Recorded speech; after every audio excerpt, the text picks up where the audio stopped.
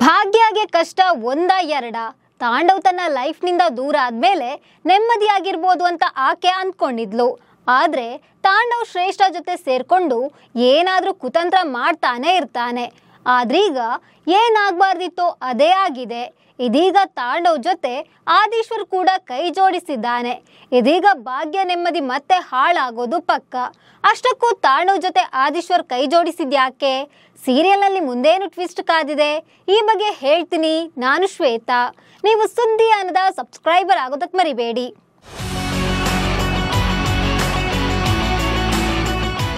Bhagyalakshmi serial story ಹೊಸ ತಿರುವು ಪಡೆದುಕೊಂಡಿದೆ. ಪೂಜಾ ಕಿಶನ್ ಮದುವೆಯಿಂದಾಗಿ ಶ್ರೇಷ್ಠ ತಾಂಡವ್ ಸೈಡ್ ಲೈನ್ ಆಗಿದ್ರು. ಪೂಜಾ ಕಿಶನ್ ಮದುವೆ ಮಾಡಿಸಲು ಭಾಗ್ಯ ಕುಸುಮ ಒದ್ದಾಡ್ತಿದ್ರೆ ಈತ ಕನ್ನಿಕಾ ಮಾತು ಕೇಳ್ಕೊಂಡು ಆದೀಶ್ವರ್ ಮದುವೆ ನಿಲ್ಲಿಸಲು ಪಣ ತೊಟ್ಟಿದ್ದ. ಆದ್ರೀಗ ತಾಂಡವ್ ಜೊತೆ ಆದೀಶ್ವರ್ ಕೈ ಜೋಡಿಸಿದ್ದಾನೆ. ಇದೀಗ ತಾಂಡವ್ ಹಾಗೂ ಆದೀಶ್ವರ್ ಬಿಸ್ನೆಸ್ ಪಾರ್ಟ್ನರ್ ಆಗಿದ್ದಾರೆ.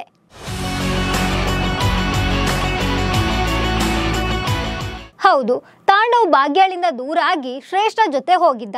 ಆದ್ರೂ ಭಾಗ್ಯಾಳಿಗೆ ಕಷ್ಟ ಕೊಡೋದನ್ನ ನಿಲ್ಲಿಸಿರ್ಲಿಲ್ಲ. ತಾಂಡವ್ ಆಫೀಸ್ನಲ್ಲಿ ಭಾಗ್ಯ ಕ್ಯಾಂಟೀನ್ ಓಪನ್ ಮಾಡಿದಾಗ ಶ್ರೇಷ್ಠ ಹಾಗೂ ತಾಂಡವ್ ಆಕೆಗೆ ಅವಮಾನ ಮಾಡಿದ್ರು. ಇದರಿಂದಾಗಿ ಅವರಿಬ್ರು ಕೆಲಸ ಕಳ್ಕೊಂಡಿದ್ರು. ಅದಾದ್ಮೇಲೆ ಭಾಗ್ಯ ಬಾಸ್ ಮನವೊಲಿಸಿ ಮತ್ತೆ ಅವರಿಗೆ ಕೆಲಸ ಸಿಗುವಂತೆ ಮಾಡಿದ್ಲು. ಇದೇ ವಿಚಾರವನ್ನ ಇಟ್ಕೊಂಡು ತಾಂಡವ್ ಕೊಲೀಗ್ಸ್ ಆತನಿಗೆ ತಮಾಷೆ ಮಾಡ್ತಿದ್ರು. ಆದ್ರೆ ತಾಂಡವ್ ಇರೋ ಕೆಲಸವನ್ನ ಕೂಡ ಬಿಟ್ಟು ಹೋದ. ಇದೀಗ ತಾಂಡವ್ ಕೆಲಸ ಇಲ್ಲದೆ ಅಲಿತಾ ಇದ್ದಾನೆ. ಬಿಸ್ನೆಸ್ ಮಾಡ್ತೀನಿ ಅಂತ ಓಡಾಡ್ತಾ ಇದ್ದಾನೆ. ಆದ್ರೆ ಯಾವ ಕಂಪನಿಯು ಈತನ ಐಡಿಯಾವನ್ನ ಒಪ್ಪಿಕೊಂಡಿರ್ಲಿಲ್ಲ. ಇದೀಗ ಆದೀಶ್ವರ್ ತಾಂಡವ್ನ ಪ್ಲಾನ್ ಕೇಳಿ ಎಕ್ಸಲೆಂಟ್ ಅಂತ ಹೇಳಿದ್ದಾನೆ. ಕಂಪನಿಯೊಂದರಲ್ಲಿ ತಾಂಡವ್ ಆತನ ಪ್ರಾಜೆಕ್ಟ್ಸ್ ಪ್ರೆಸೆಂಟ್ ಮಾಡ್ತಿದ್ದ. ಈ ವೇಳೆ ಆದೀಶ್ವರ್ ಅಲ್ಲಿಗೆ ಎಂಟ್ರಿ ಕೊಟ್ಟಿದ್ದಾನೆ. ತಾಂಡವ್ ಪ್ಲಾನ್ಗೆ ಆದೀಶ್ವರ್ ಕ್ಲೀನ್ ಬೋಲ್ಡ್ ಆಗಿದ್ದಾನೆ.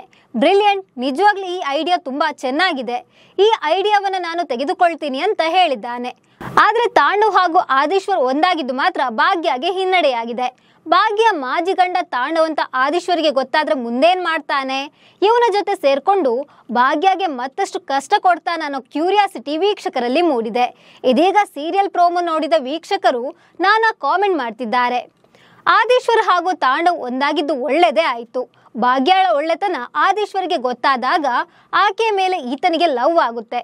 ಆಗ ತಾಂಡವ್ ಸಹಾಯವನ್ನ ಆದೀಶ್ವರ್ ಪಡಿತಾನೆ ಅಂತ ಕೆಲವರು ಕಾಮೆಂಟ್ ಮಾಡಿದ್ರೆ, ಇನ್ನು ಕೆಲವರು ಪಾಪ ಭಾಗ್ಯ ಎಲ್ಲ ಸವಾಲನ್ನ ಎದುರಿಸಿ ಮೇಲೆ ಬರ್ತಿದ್ದಾಳೆ, ಇದನ್ನೇ ನಾರಿ ಶಕ್ತಿ ಅಂತ ಹೇಳೋದು. ಮಹಿಳೆಯೊಬ್ಬಳಿಂದಲೇ ಎಲ್ಲಾ ಸವಾಲನ್ನ ಎದುರಿಸಲು ಸಾಧ್ಯ. ತಾಂಡವ್ನಂತಹ ಗಂಡ ಯಾರಿಗೂ ಸಿಗೋದು ಬೇಡ ಅಂತ ಕಾಮೆಂಟ್ ಮಾಡಿದ್ದಾರೆ. ಸೊ ಈ ಬಗ್ಗೆ ನಿಮ್ಗೆ ಏನನ್ನಿಸ್ತಿದೆ ಅಂತ ಕಾಮೆಂಟ್ ಮಾಡಿ. ನಮಸ್ಕಾರ.